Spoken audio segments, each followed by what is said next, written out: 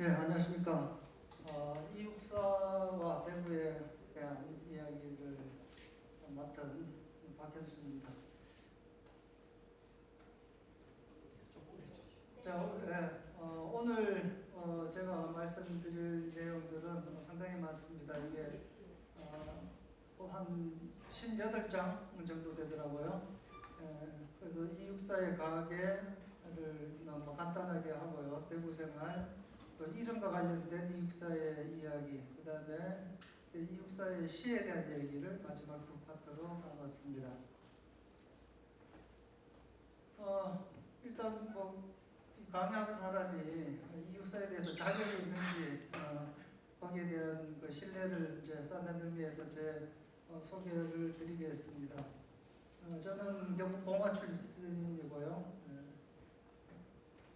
대학을 서울에 있는 세종대 나와서 서울대 대학원 석박사를 서울대에서 나왔습니다.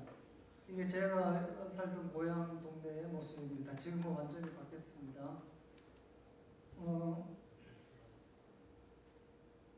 제가 이육사 시인과 관련이 된 인연은 서울대 그 석사 논문이 육사시에 끼친 주제학적 영향이라고 하는 논문을 쓰면서입니다.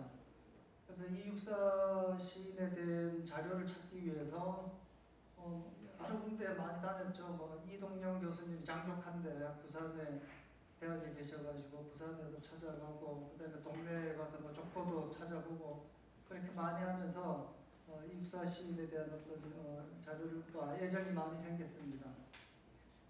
그런데 저 석사 논문을 쓰게 된 계기는요, 대학원에 들어가니까 대부분 그 공부하는 게 전부 외국 이론만 공부를 합니다. 스타디를 할 때 제가 갈 때는 루카치라고 하는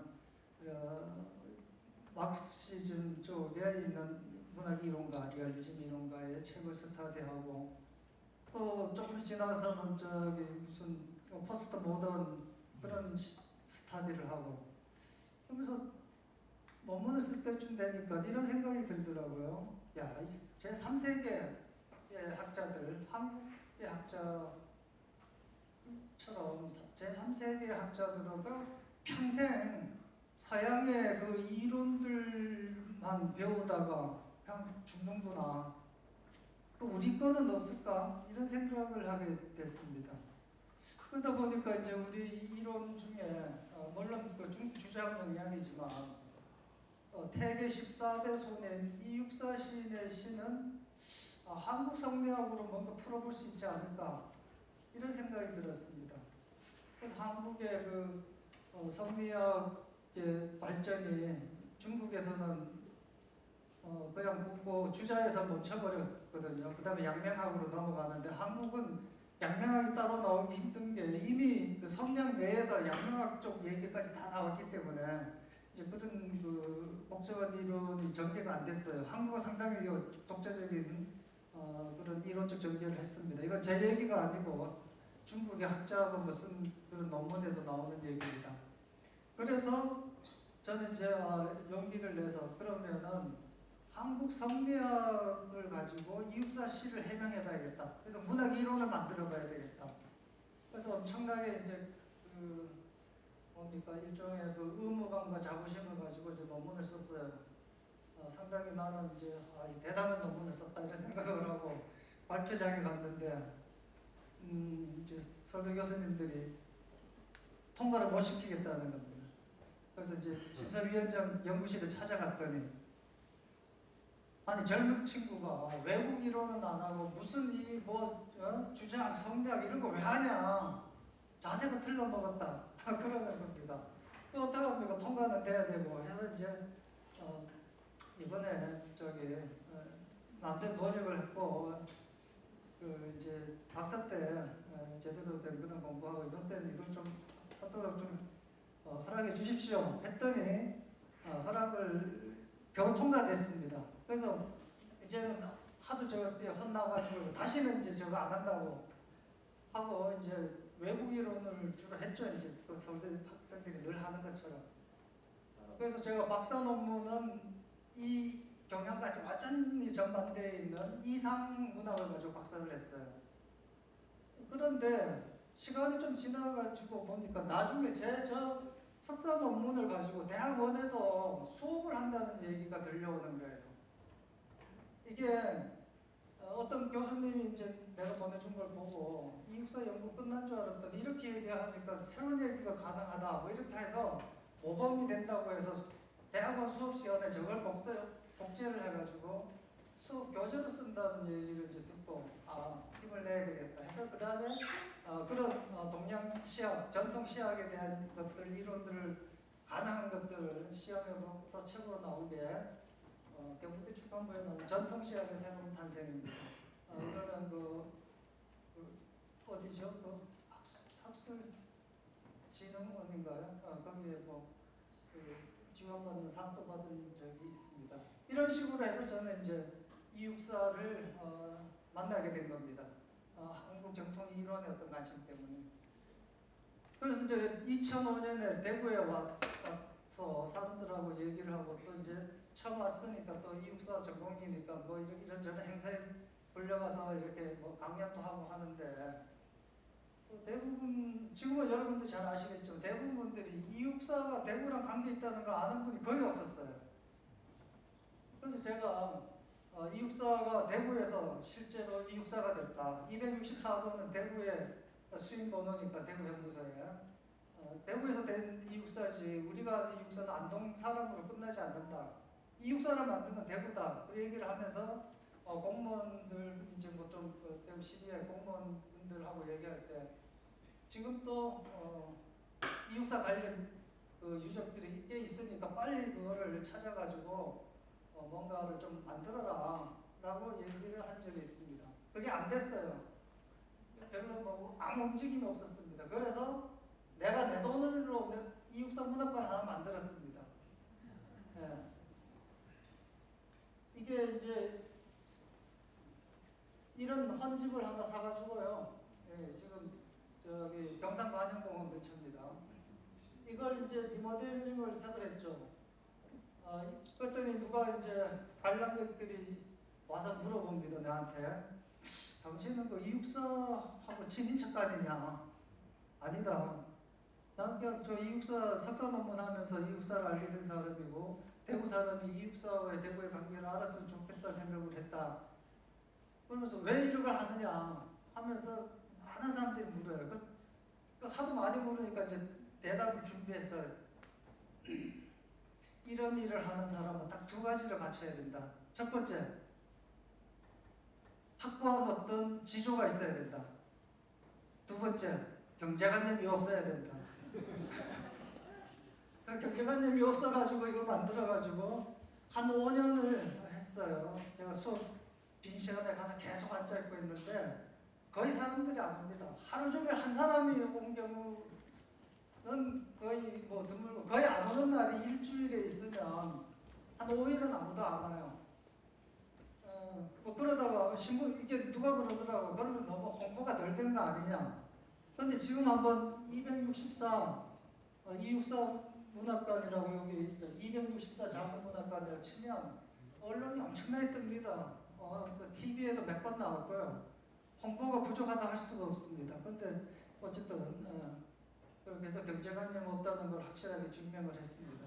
그래서 문을 닫았죠. 왜 이걸 하게 됐냐면 바로 대구에는 지금도 발굴이 안 된 이육사와 관련된 여러 장소들이 있습니다. 아마 옛날 집 그대로 있는 데도 있더라고요. 그 이육사 친인척들, 형제들 그 주민등록번호를 다 떼봤거든요. 그거를 이제 연구자인 경우는 허락을 받아서 신청해서 이제 취득할 수가 있습니다. 그런데 지금도 여러 군데가 있는데 지금은 뭐 조선은행, 대구은행 지금 하나은행 앞에 표지석도 샀는데 이것도 하나 세우는데 그렇게 오래 걸렸습니다.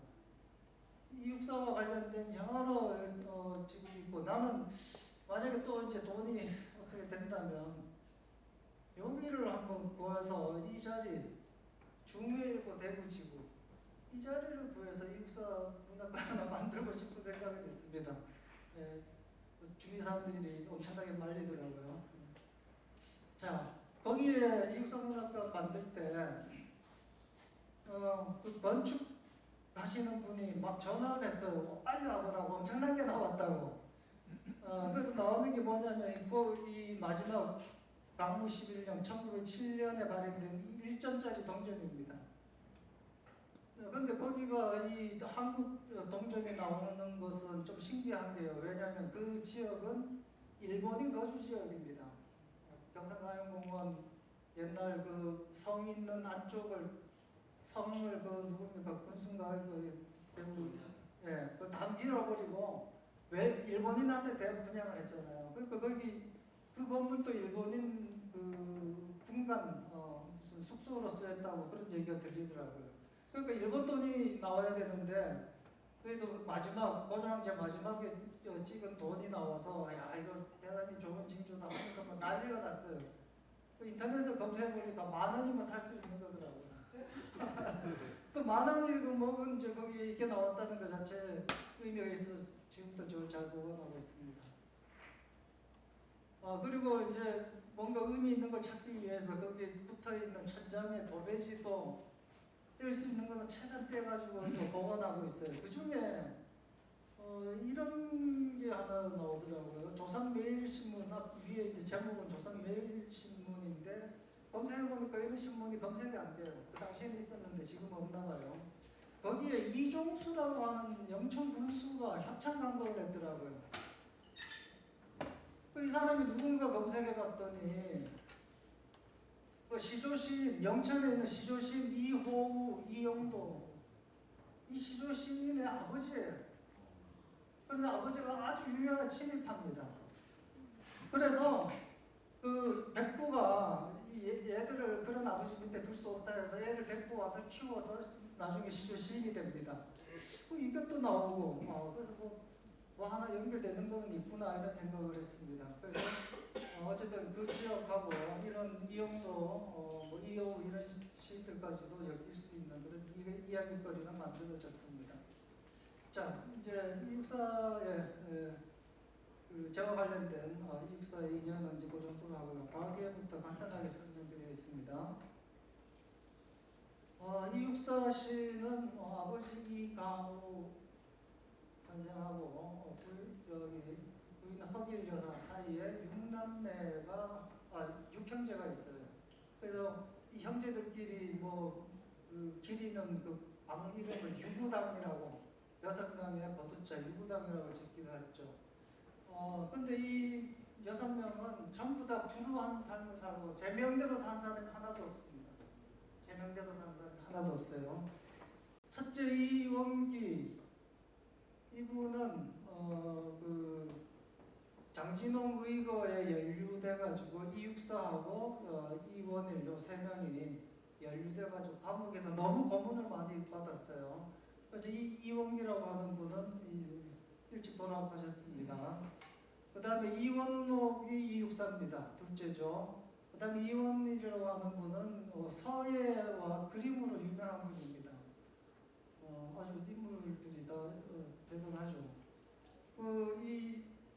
이 3명 중에 가장 유명한 사람은 누가? 이 3명은 이제 그렇게 고초를 겪은 분이고, 이 넷째가 유명합니다. 이원조라고 이분은 이제 일본의 불문과를 나왔어요. 불문과 나와서 한국에 와서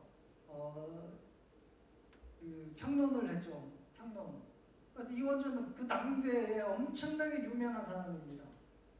그래서 이 육사가 등단을 해가지고 활동할 때 잡지에다가 이 육사 이름 밑에 이원조의 백형 이렇게 적혀 있어요. 왜? 이 육사는 모르니까 이원조 이름을 끌어들어서 이 육사를 설명하죠.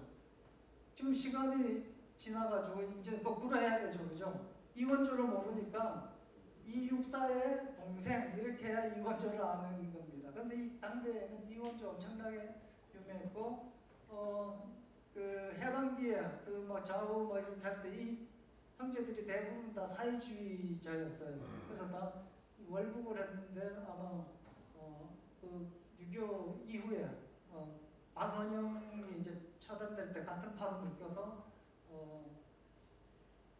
죽었습니다. 근데 이 사형을 당한 건 아니고 유일하게 사형을 안 받았다고 합니다.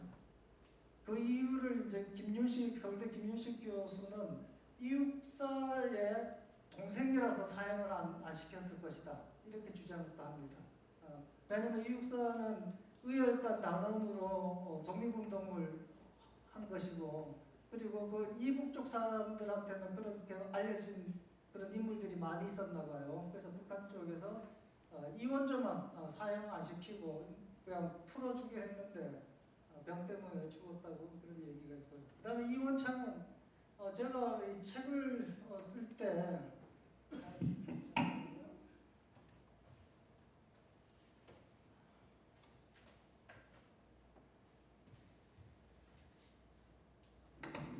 이육사문학관을 만들 때 이육사문학관에 대한 설명을 내가 쭉 써가지고 그 디자인하는 사람한테 이 벽면에 디자인할 거를 쭉 써줬더니 내용이 너무 좋다고 이걸 책으로 내자 해서 책을 만들었어요. 그래서 이육사 작은문학관이라고 하는 책을 만들었는데, 이 책을 이제 준비할 때 이원창은 이 책은 좀 이따가 제가 중간중간에 질문해서 대답을 잘하신 분한테 선물 하나씩 드리겠습니다. 지금 절판이 돼서 뭐 한책방에는 책이 싸게 나와 있더라고요. 그래도 제가 좀 이름 써서 하나 드리겠습니다. 이 책을 나올 때는 이원창이라고 하는 분이 월북에서 생사를 할 수 없다는 게 이제 정설이었는데, 누군가 이원창은 6.25 때 피감돼서 대구 형무소에서 성탄 전날에 옥상했다 하고 얘기가 있어요. 근데 증명은 아직 안 됐습니다. 왜 증명이 안 되냐면 그때 기록들이 특히 좌파들 죽음과 관련된 기록들은 대부분 없고요. 그 다음에 또 하나는 이 육사의 이름과 관련돼서 말씀드리겠지만 대구 형무소에 일제시대 때 기록물이 하나도 없습니다. 일본인이 다 가져갔어요. 서울 서대문 형무소는 그걸 챙겨갈 여력이 없었죠. 뭔가 감시도 하고 해서. 그런데 대구 거는 싹 가져갔고 일본에 누군가가 가지고 있다는 소문이 있습니다. 그러니까 누군가 찾아서 거기 대구 형무소에 있던 독립운동가들 명단을 확보할 수 있게, 혹시라도 여기 계신 분 중에 일본에 끈이 닿는 분이 있으시면 수소문해서 그걸 좀 찾아주면 고맙겠습니다. 그 다음에 마지막 이원농이라는 분은 일찍 20살도 되기 전에 일찍 돌아가셨습니다. 이 형제들이 그 험난한 일제 치하와 그 다음에 해방 전국의 그 혼란 속에서 다 푸른한 생애를 다 살다가 갔습니다. 자, 지금 이제 그 다음으로 볼게요. 이 육사의 외가 쪽인데요. 외가 쪽도 어마무시합니다. 이 허씨 집안의 허위 같은 분은 조선 말기 대한제국 때 관료를 하면서 그 다음에 의병장도 했던 분입니다. 왕산 허위라는 분이고요. 그 분의 이제 친척으로 내려와서 허길이라고 하는 어머니, 삼남매 중에 어머니 허길 여사의 밑에서 이제 이 육사가 나는데, 이 집안들이 상당히 대단한 집안입니다. 그래서 이 집안들이 대부분 이 허영식이라는 분도 그 만주로 갔기 때문에 이 육사도 만주에 쉽게 드나들 수 있었다고 얘기를 합니다. 이게 애감록이라고요. 이육사 시인의 부친상 때 적어놓은 겁니다. 자, 여기에 이제 질문 하나, 퀴즈 하나 드리겠습니다. 저는 이거 설명을 보고 알았는데, 여기에 몸소 궁자, 그 다음에 부라고 있는데 이게 뭘 뜻하는지 한번 더 설명 좀 해주세요.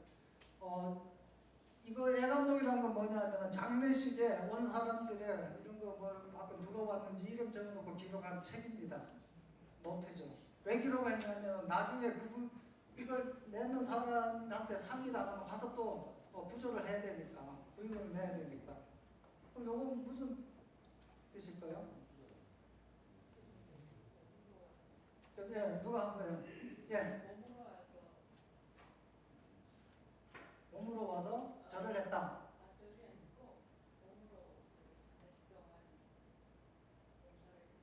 봉사를 했다. 또 다른 분은요. 여기 보면은 뭐 이렇게 요것만 있기도 하고 요거 두 개가 있기도 하고 이렇습니다.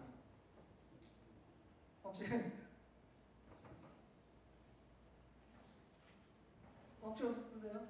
자, 붕은 직접 와서 참여했다. 장례식에. 그 뜻으로 붕을 썼더라고요. 나도 설명 보고 알았습니다. 그 다음에 부는 부의금을 냈다. 예. 그 다음 부의금 대신에 딴 데 보면은 전보도 있어요. 전보 붙여줬다. 또는 편지를 보내왔다. 그것까지 싹 다 기록을 해놨더라고요. 그러니까 여기는 지금 붕 직접 왔고 그 다음에 부의금을 냈다. 라고 하는 뜻입니다. 자, 여기에 지금 보면 여기 허발, 큰 삼촌, 외삼촌이 되겠죠. 이 내구라는 말도 좀 찾아봐서 알았습니다. 이 내구가 외삼촌이라는 뜻이더라고요. 네, 외숙이라는 말로 많이 쓰는데 여기 내구라고 씁니다. 허발, 그 다음에 저기 허규, 전부 어머니 형제들입니다. 그리고 거기 이제 주소들을 쭉 보면은 대구 남당 내당동 대구 내당동 이런 게 있는데 제가 이제 이걸 다 정리를 해가지고 이렇게 대구 사람 누구하고 연결이 돼 있고 이런 거를 다 조사하는데 제가 대구 사람이 아니라 가지고 한계가 많습니다. 나중에 혹시 그런 연구를 제가 본격적으로 진행할 때 여러분들 좀 도움을 주셨으면 고맙겠습니다. 자, 거기 보면 이 사람들이 있는데 여기에 보면 아주 방울모 조선일보 사장 당시 그 다음에 김달진 시인, 홍기문, 임꺽정 그 다음에 이병강, 이육사랑 엄청나게 친했던 시인 뭐 이런 사람이 있고 여기에 최은봉이라는 사람이 있습니다. 최은봉이라는 사람 이 사람이 수수께끼인데 다음에 나올 겁니다. 자, 이런 그 엄청난 그 아버지, 형제, 그다음 아버지는 태계 13대 손이고 오른쪽 어머니 쪽에는 아주 유명한 독립운동가 집안입니다. 이게 이제 그 형제들의 사진이죠. 이육사 시인입니다. 여기는 이육사 시인은 없고 월미도에서 찍은 유명한 사진이죠. 그런데 이육사 형제들이 다 같이 찍은 사진이 없어서 제가 이육사 자금문학관을 만들 때 그 컴퓨터 그래픽하는 친구한테 부탁을 해서 이 형제들 다 모아가지고 하나 만들어 달라 해서 만든 게 이겁니다. 형제들을 억지로 모았습니다. 연도가 달라가지고 막내는 참석하기 힘들 텐데 어쨌든 이렇게 모아서 사진 편집을 했고요. 유명한 아미다라고 하는 이 블로그로 예술을 하는 친구한테 부탁해서 그거를 또 만들어서 전시를 한 적이 있습니다.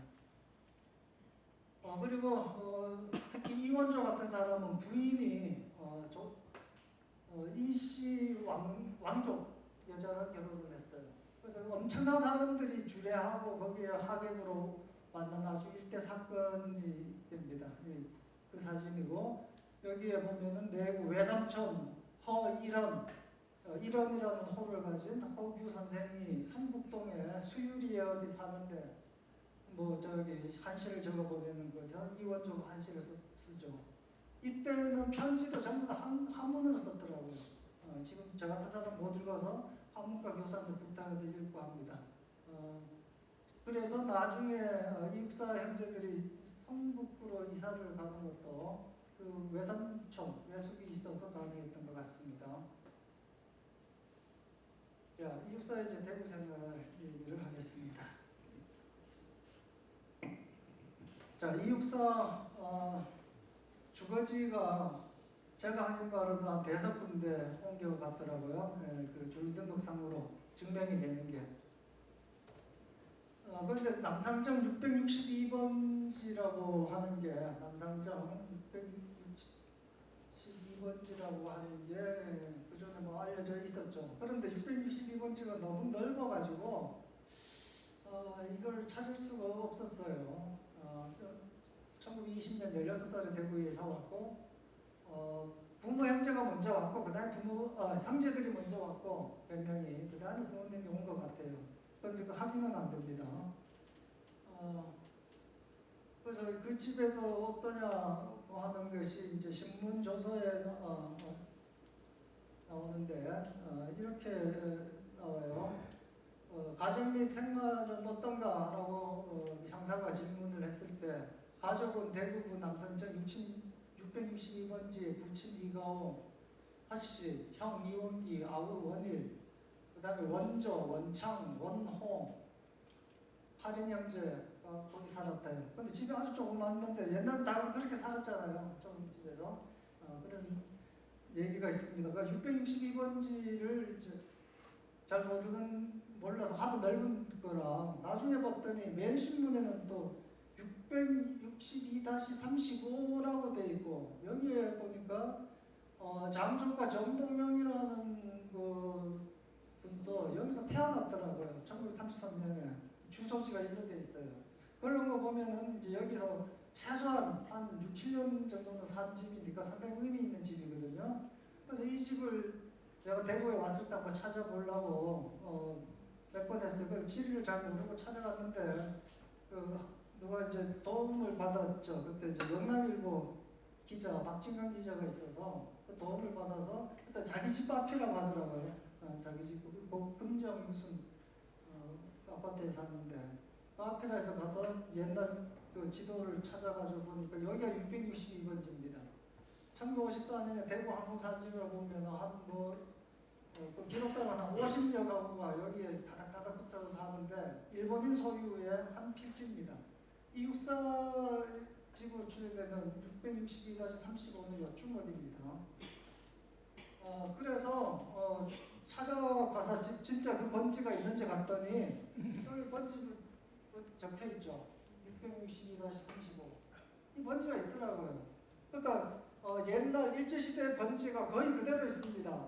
그걸 소유권 문제 때문에 이거 마음대로 바꿀 수도 없기 때문에 그냥 그대로 계속 유지되는 겁니다. 그래서 있어서 이거를 보존해야 된다 해가지고 이제 여기 그 기자고요. 요 집입니다. 그러니까 이미 여러 번 고쳐 지었겠죠. 그 터는 그 의미가 있으니까 이 터에다가 뭔가를 했으면 좋겠는데 그래서 얘기를 많이 했어요. 그런데 별로 이제 진전이 없었습니다. 여기 662번 지구, 이게 옛날 지금 새로 아파트 짓기 전에는 요 동네거든요.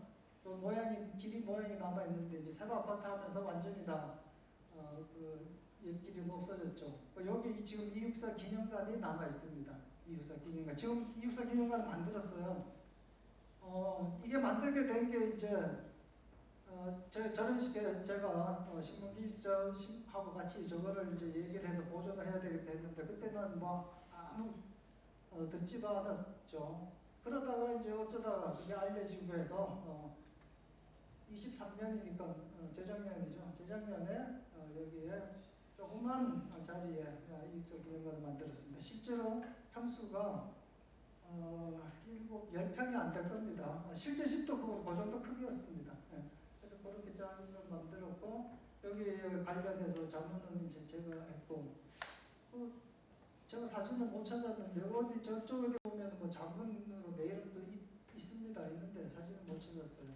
어쨌든 저 기념관이 2005년에 제가 대구에 와서 저게 필요하다고 얘기를 했는데 재작년에 이제 만들어진 거죠. 그전에는 제가 만든 이육사 자문문학관이 약간의 그 역할을 하다가 이제 그만두고 그렇게 됐습니다.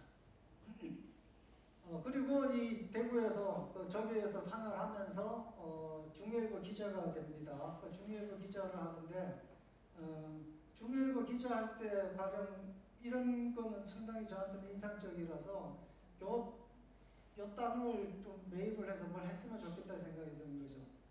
금 21일 대구 경찰서 고등교에서는 돌연히 시내 남상정으로 중해일보 대구지국을 포위하고 가택수색을 하는 동시에 동지국의 이육사입니다. 이각기, 이원일, 저기 동생이죠. 이하 동지국 배달구, 신봉길 등 4명을 검거 취조했다. 그러니까 신문사를 둘러싸고 이 형제들을 체포하는 그 장면이 신문에 잘 기록이 되어 있잖아요. 요 땅은 상당히 나는 의미가 있다고 봅니다. 그래서 이런 있다면 지금이라도 뜻 있는 분이 했으면 좋겠습니다. 이런 일을 하시려면 두 가지 조건이 필요한 거 아시죠? 의지가 있어야 되고 경제관념이 없어야 됩니다. 네. 자, 그 다음에 이제 중요일보, 조선일보 기자도 합니다. 그래서 조선일보에서는 지금 이육사 형제들에 대해서 뭐 때만 되면 특집으로 막 이렇게 많이 행사를 합니다. 그러다가 나중에 이제 중국으로 가게 되죠. 네. 이게 이제 이육사의 이제 대구의 삶인데, 이름으로 이육사의 삶을 한번 간단하게 정리해 보겠습니다. 이게 제가 뜬 호적에 보면은 원록이라고 나옵니다. 이 원록은 적보와 호적에 사용된 공식적인 본명입니다. 그리고 이 이름을 그렇게 많이 사용하지 않았습니다. 그리고 두 번째는 이원삼이라고 이름을 썼습니다. 원삼은 집에서 쓰는 이름이라고 해요. 그럼 왜 삼자를 썼는지 모르겠어요. 동생은 원일이거든요. 혹시 이거 왜 그런지 좀 설명해 주실 분 있습니까? 이육사는 원삼인데 동생은 원일이에요. 이 1, 2, 3, 4가 거꾸로 되는 것도 아니고 이거 왜 그러죠? 집에서 읽어서 원삼이 원삼이라고 불렀다고 합니다. 원샘이. 보통 답을 변경하든지 2, 3, 4 하든지 순서대로 그 순서로 하려면은 첫째가 원일, 둘째 원이, 셋째 원삼, 넷째 원사가 돼야 되는데 동생은 원일이라니까요. 하여튼 뭐 그런 게 있습니다. 자, 여기 퀴즈 하나 더 보겠습니다. 저도 잘 몰라서 지금 여쭤보려고 그런 겁니다. 원삼하고 일사자를 써놓고 이원록 26살, 26세 이렇게 기록을 해놨어요. 저기 신문조서에. 그래서 이 사자가 일사자를 써놓고 원삼에 일사자를 왜 썼을까? 뭐 설명이 없더라고요. 뭐 대충 짐작은 하겠는데 혹시 이것도 누가 또 설명 좀 법정이나 이런 데니까 사건이라는 그 사자가 사건. 어떤 사건에 연루됐다. 원삼이라고 하는 사건에 연루됐다 이런 애들 이것도 좀 이상하지 않나요? 또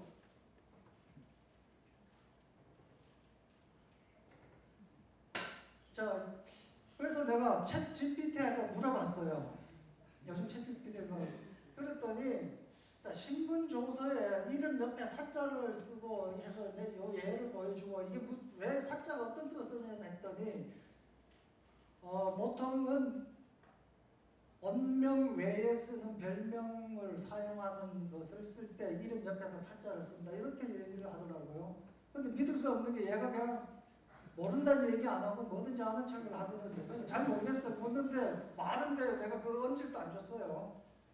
이렇게 해서 신문조서 이렇게 썼는데 이 사자 뜻이 어떤 뜻이냐 했더니 본명 외에 쓰는 별칭, 별명을 쓸 때 이걸 사용했다는 뜻으로 사자를 쓴다 이런 것도 있는데 제가 들어본 설명 중에 가장 설득력이 있습니다. 챗 GPT가 도움이 되는지 않나 싶습니다. 이 해방 이전의 문서들을 읽을 수 있는 능력되는 사람이 이제 갈수록 없어요. 한자도 잘 모르는 세대고 그러다 보니까 앞으로 이런 연구들을 하려면은 연배가 있으신 분들의 도움이 절실할 걸로 생각이 듭니다. 이런 것도 마찬가지고요. 이거는 옛날에 감옥에 독립운동을 했던 분한테 물으면 바로 대답이 나올 텐데 저는 만만치 않아 나왔던 거를 챗GPT 통해서 해결을 했습니다. 그 다음에는 대구에서 주로 쓴 이름은 이활입니다. 이활이라고 하는 이름이 여러 사람이 썼어요. 정치가도 있고. 그래서 이 작품이 이육사의 첫 번째 작품으로 얘기하는데 이게 맞는지 안 맞는지가 아주 논란이 지금도 되고 있고 저는 형태가 이육사가 썼을 것이다. 그리고 그때 이원조가 조선일보에 신춘문예 당선돼서 그쪽에 어느 정도 관여를 했기 때문에 가능할 것이라는 생각이 듭니다. 그런데 이활로 검색을 하면 사람 이름이 엄청나게 많이 나오는데 어떤 거는 이호로 잘못 쓰기도 합니다. 이활을 신문 조서에는 넓을 호자 있죠. 앞에 넓을 호자, 고할 호자를 써서 넓을 호자 이름까지도 다 이활로 이제 봐야 된다고 하는 그런 논의도 있습니다. 그리고 아까 전에 읽어준 것처럼 이활로서 이육사는 그 일제에 저항하는 그 운동을 아주 많이 했기 때문에 늘 잡혀갔고요. 늘 잡혀갔고 여기 예비검속이라고 하는 게 있죠. 레닌 탄생일, 사회주의자들이니까 레닌 탄생일에 뭔가 모여가지고 작당을 하지 않겠습니까? 모이면 사고 치겠죠. 그러니까 얘들이 사고 칠 가능성이 높기 때문에 미리 잡아들이는 걸 예비검속이라고 해요. 일제시대 때 있어요. 예비검속으로 아까 전에 그렇게 대구 중일보 대구 지역을 둘러싸서 포위해서 잡아가고 했던 겁니다. 자, 그런 식의 이제 삶을 했고 이하라는 이름은 사람들한테 이육사보다 더 많이 알려져서 돌아가셨을 때 매일신고에 이렇게 나옵니다. 이활씨 시인 이제 저기 북경 백관에서 북경의 여관에서 별세했다 이렇게 이할 이름으로 부고가 나갑니다. 그러니까 대구에서 이할로 사회활동 시작을 해서 이할로 삶이 마감할 정도로 이활은 상당히 중요한 이름입니다. 그 다음에 이육사라고 하는 이름 같은 경우는 제일 처음에는 264라고 했어요. 그러니까 여기 264니까 264가 수임번호다라고 지금 이제 많은 그게 정론처럼 얘기를 하죠. 옛날에는 64번인데 성이 이씨라서 수임번호가 64번일 것이다 이렇게 얘기를 하죠. 제가 교과서를 문학 교과서도 만드는데 문학 교과서에 이육사 시를 실었더니 어느 선생님이 전화를 했어요. 자기가 시험 문제를 냈는데 이육사의 수임번호가 64번이라고 해서 그걸 정답으로 맞는 걸로 했는데 어떤 애가 264번인데요 이렇게 얘기하는 애가 있어서 이걸 좀 바로 잡아주십시오 하길래 제가 볼 때는 264가 더 맞는 것 같은데요 이렇게 얘기해줬죠. 264는 이렇게 본인이 직접 264라고 썼으니까 이게 가능성이 더 높습니다. 수임번호가 64번일 수도 있고 264번일 수도 있는데 264번일 가능성이 높죠. 어쨌든 그런 숫자 264번을 쓰다가 이거 좀 너무 장난스럽잖아요. 그러니까 여기는 한자로 만들었는데 육사를 죽일 육자 죽음으로써 역사를 되찾겠다. 죽일 육자를 쓴 육사를 썼습니다. 그랬더니 그 기계면에 있는 친척이 야 이건 너무 심하다. 이렇게 너무 드러내는 거 별로 좋지 않다. 충고를 해서 그 다음에 이런 것도 썼어요. 육사 고기 먹으면 설사한다는 뜻이에요. 육사 이런 것도 쓰고 실제 신문이 이렇게 나옵니다. 이렇게 대구지구 육사생에서 육사 그러다가 나중에 웅대한 역사 대륙의 웅대한 역사라는 육사라는 이름으로 자리를 잡고 주로 철저하게 문학 작품에는 전부 이 육사라는 것만 썼습니다. 그래서 이 활로서의 그의 삶과 이 육사로서 삶이 나눠져 있었고 그거를 두 사람의 몫을 한 사람이 역할을 계속 해나갔습니다. 상당히 신기합니다. 그리고 북경으로 압송이 돼서 북경에서 죽는데요. 이때까지 지금 다 이제 대구와 관련이 있는 겁니다. 대구에서 삶을 본거지를 두고 있으니까. 그런데 대구에 그 신문 기자했던 분이 그때 일제시대 때 같이 이육사랑 같이 신문 기자했던 분의 얘기들을 모아서 이 김진아라는 분이 일제와 대구의 언론연구라는 책을 만들었는데 상당히 중요한 기록입니다. 거기에 보면 이런 얘기가 나옵니다. 1944년 1월 1일 신정에 육사는 친구의 신석초를 만나 북경에 가겠다고 했다라고 이런 얘기를 전해요. 이건 딴 데 기록이 안 되고 여기 책에만 있어요. 북경으로 가서 동지를 만나보고 다시 중경으로 가서 어느 요인을 모시고 연안으로 간다. 여기 중경과 연안에 이제 일제 연안에는 그 임시정부가 있었던 것이죠. 나올 때는 무기를 가지고 나와야겠는데 그것을 만주에 있는 어느 농장에 두고 연락을 하겠다. 만주에는 일본 군부가 많이 쓰는 한약재인 대항과 백자약이 많다. 그것을 허락에 사서 약을 반입하는 편에 숨겨서 반입시킨다. 자네가 약재 반입의 방법을 연구해달라. 그래서 이 육사가 북경으로 가서 동지를 만나러 잘 가는데 그 친구한테 이 대구에 한약을 수입하는데 거기다 무기를 숨겨올 테니까 너 그거를 좀 알아봐 달라 이렇게 얘기한 거예요.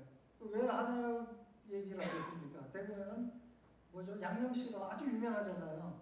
그 한약이 늘 중국에서 왔다 갔다 하니까 숨겨와도 별 의심을 쓰지 않는 아주 자연스럽기 때문에 내가 여러 가지 상황으로 네 얘기가 맞을 것 같습니다. 그런데 지금 평전에도 육사가 왜 한국에서 체포가 돼가지고 대구에서 체포가 돼서 서울로 갔다가 서대문 형무소에 갔다가 다시 북경으로 끌려갑니다. 그거 좀 이상하잖아요. 왜 갔는지. 그래서 아마 북경에서 뭔가 한 사건과 관련이 있는데 이 사건과 관련이 있을 거라고 보는 게 맞을 것 같습니다. 이런 얘기가 다 대구 분들의 영남일보사에 있는 책에 나오는 얘기입니다. 그러니까 이런 자료들을 우리가 소중하게 간직할 필요가 있을 것 같고 또 관심을 가지면 더 많은 것들이 나오지 않을까 싶습니다. 자, 그 다음에는 이 육사의 부고인데요. 이 부고에 보면 여기에 호상에 최흥봉이라고 적혀 있어요. 이 육사신의 장례식을 할 때 모든 그 장례식을 주관하는 사람 이름이 최흥봉이죠. 근데 이 사람은 이때 이름 처음 나와요. 이 사람이 누군지 제가 궁금해서 찾아봤는데 확실히 잘 모르겠습니다. 근데 확실한 거는 이제 좌파 쪽으로 포항 사람인데 포항에서도 뭐 마르크스 관련 운동 조직을 하다가 잡혀들어가고 막 이런 게 있습니다. 그래서 이제 지금 검색을 하면 신문 기사에는 여기 이 사람이 최흥봉이고요. 그 다음에 신문 기사에 보면은 이 뭐 항일 운동을 하다가 많이 잡혀 들어간 얘기가 있습니다. 그리고 애감록에 보면 최흥봉이 직접 와서 부조도 냈고 집 주소는 서울 황금정 여기다라고 이렇게 되어 있습니다. 그런데 그 외에는 없습니다. 이 사람이 구체적으로 이 육사와 어떤 관계가 있는지 상당히 궁금한데 혹시 포항에서 살다가 대구에 잠깐 왔다가 대구에 무슨 뭐 조직도 하고 그 다음에 서울로 가서 이 육사랑 거의 비슷합니다. 혹시 주위에 채씨분들 중에 아버님이 최흥봉이라는 분이 있으면 꼭 연락 주시기 바랍니다. 네. 이렇게 얘기해서 그렇게 알게 되는 경우가 상당히 많이 있습니다. 최흥봉이라고 하는 사진입니다. 아마 지금 자식분들도 아마 닮지 않았을까요? 그렇게 체류가 됐고 포항동 영일 포항의 포항동의 그 본적 출생지고 살기는 달성군 가창면 정대동에 사는데 가창이면 여기서 가깝죠. 거기서 살았다고 합니다. 혹시 이거 최후를 지킨 일종의 상주 비슷한 역할을 한 그런 분이라 그 관계가 엄청나게 밀접할 텐데 도대체 이 사람이 누군지 모릅니다. 그래서 이육사와 최흥봉 이렇게 글을 하나 써도 아주 많이 인용이 될 글이니까 여러분들 중에 혹시 관심이 있거나 그런 정보가 있으면 한번 글을 써서 어디를 신문사에 기고를 하시든지 해서 이육사 연구에 어떤 빈자리를 좀 메꿔주시면 고맙겠습니다. 시를 얘기하지 않을 수가 없죠.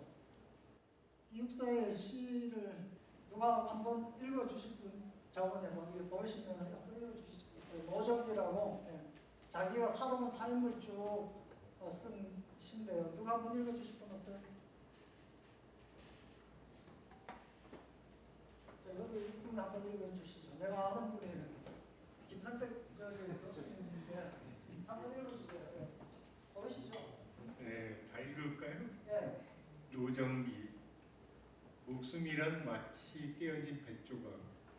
여기저기 흩어져 마을이 한 구 축축한 오천구가 어설프고 삶의 티끌만 오래 묵은 포범처럼 달아내었다. 남들은 기뻤다는 젊은 날이었건만 밤마다 내 꿈은 서해를 밀항하는 점포와 같아 소금에 쩔고 조수에 부풀어 올랐다.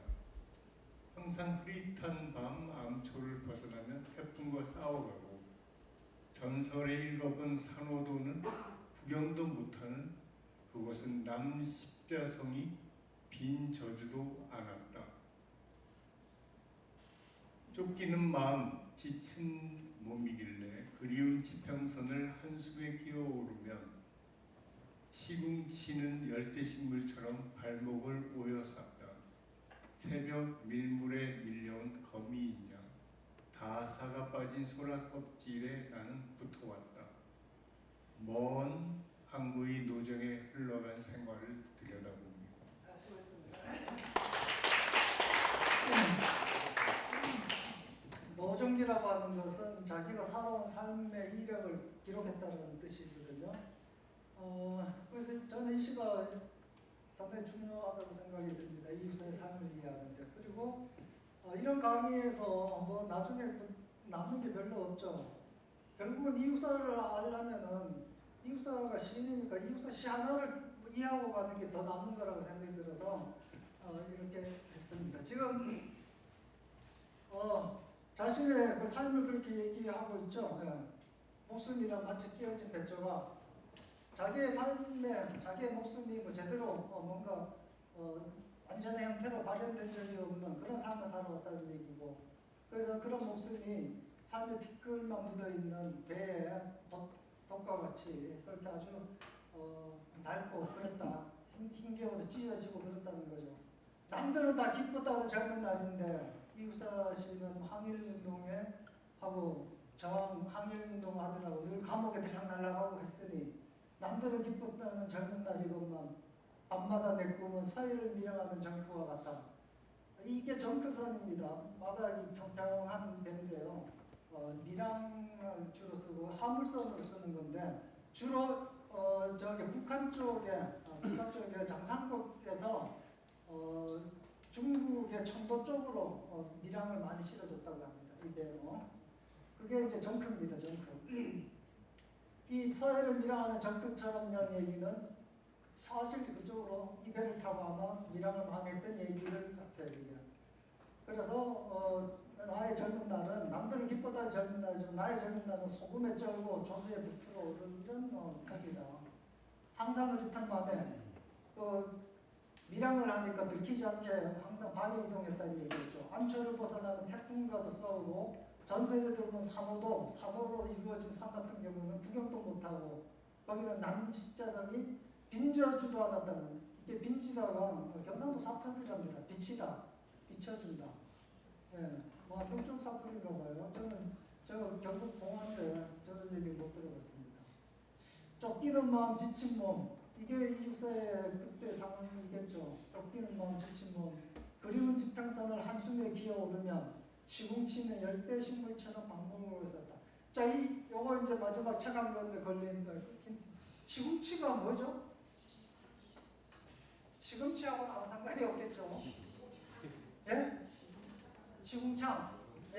그런데 저걸 두고 어떤 분은 시궁치가 아니고 저기는 동사다, 시궁치다라는 말을 억지로 만들어서 하는데 맥락상 보면은 갯벌에 내려가지고 뻘이 시궁창 같은 뻘이 이렇게 발이 밟혀서 앞으로 제대로 못 가는 그런 상황이 돼야 자연스럽잖아요. 그죠?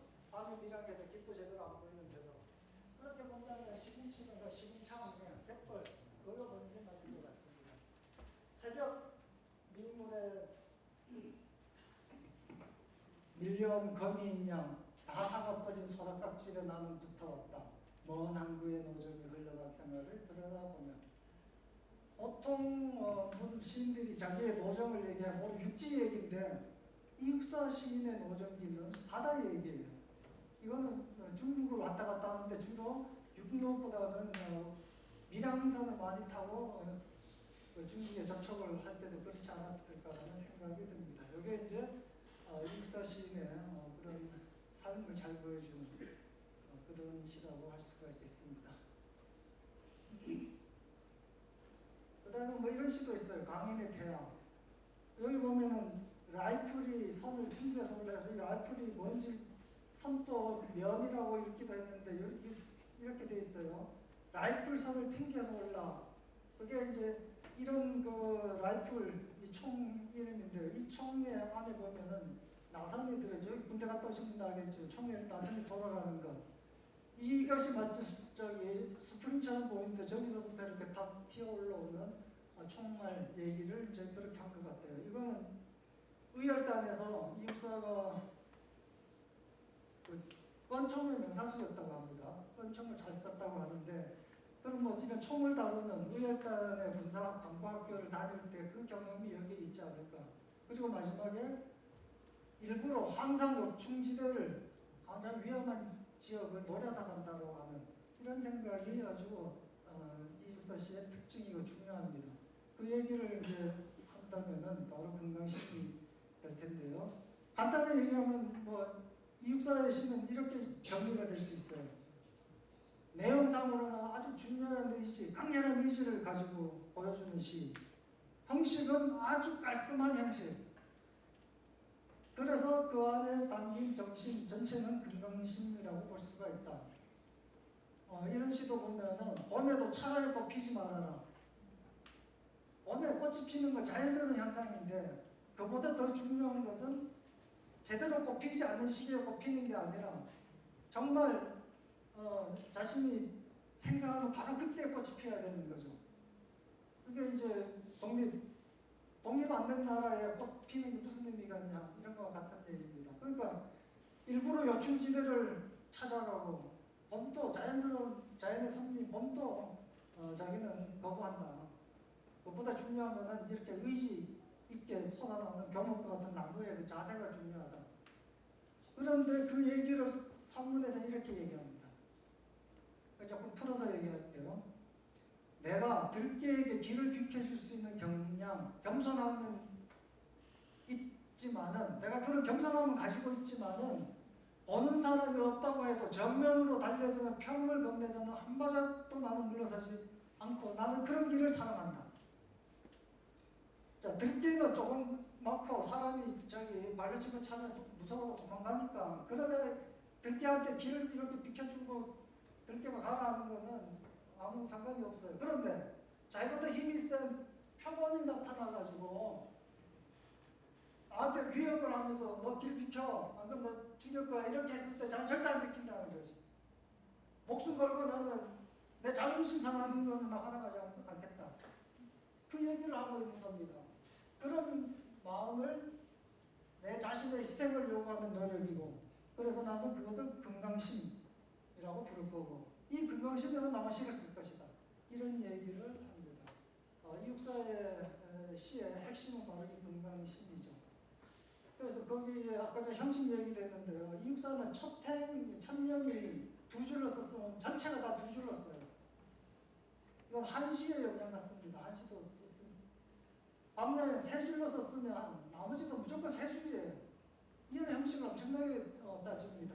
그 안에 그런 정신을 집어넣어서 쓴 시가 이육사의 시라고 보면 되겠습니다.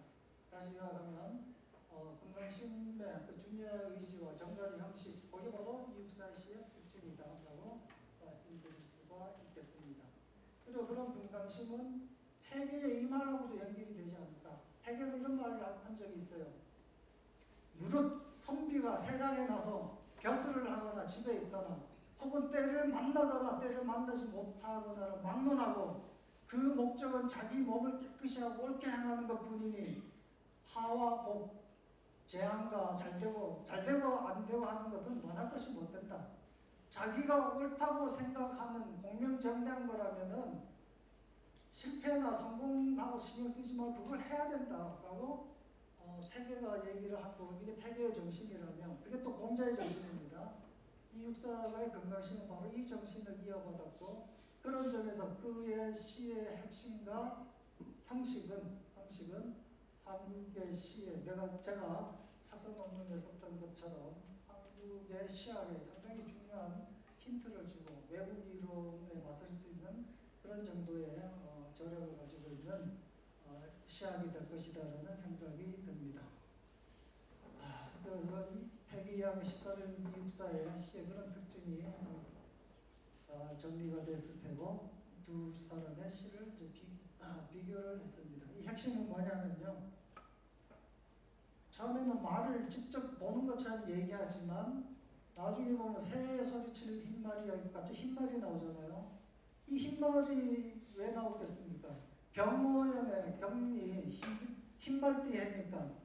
그러니까 실제 말을 그리는 게 아니라 말의 정신을 그리는 것이 이육사 시의 특징입니다. 눈에 보이는 걸 직접 그리니까 묘사하지 않아요. 이항의 반타석도 마당 바위 같은 바위를 보면서 이 바위가 물결 속에 기울지 않는 걸 칭찬해요. 이건 뭐겠습니까? 윤리 정신을 말하는 거죠. 윤리 정신을 말하기 위해서 반타석을 얘기하는 것. 이런 관점도 연결되어 있어서 이육사의 아주 중요한 특징이 된다라고 생각이 듭니다. 이렇게 해서 이육사의 대구의 삶에서부터 시작을 해서 그의 이력과 그다음에 그 시의 본질을 이제 다 설명을 드렸다고 생각이 듭니다. 네, 이상으로 마치겠습니다.